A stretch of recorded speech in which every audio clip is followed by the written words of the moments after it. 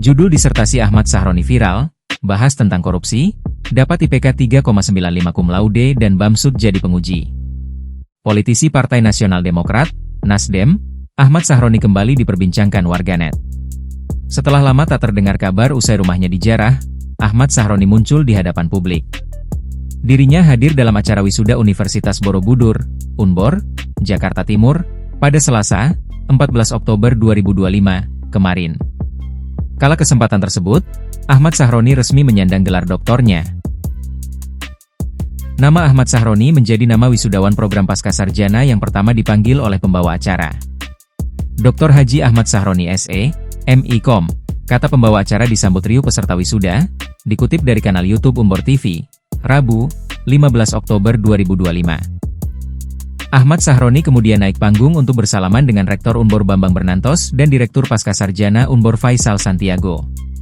Ahmad Sahroni berhak menyandang gelar Doktor Ilmu Hukum setelah berhasil lulus di ujian disertasi Rabu, 3 Juli 2024, lalu.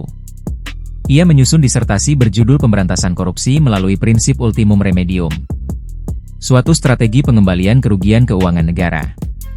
Turut yang menjadi pengujinya adalah Bambang Susatyo, Bamsud, anggota Komisi 3 DPR RI. Ada juga Hakim Agung RI Profesor Surya Jaya sebagai promotor, dan Jaksa Agung Muda Intelijen Profesor Dr. Reda Mantovani sebagai penguji eksternal dari Universitas Pancasila.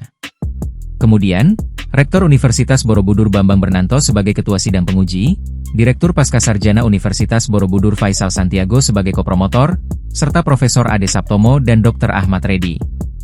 Bamsud dalam sidang mengatakan, judul disertasi Ahmad Sahroni bagian dari langkah revolusioner pemberantasan korupsi di Indonesia.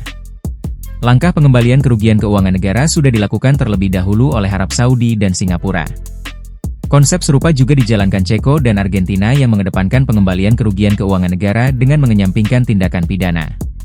Konsep pengembalian kerugian negara sesuai dengan amanah United Nations Convention Against Corruption pasal 51 yang menyatakan bahwa pengembalian aset merupakan prinsip dasar untuk memberantas korupsi, ujar Bamsud, dikutip dari akun Instagram pribadinya Bambang Susatyo.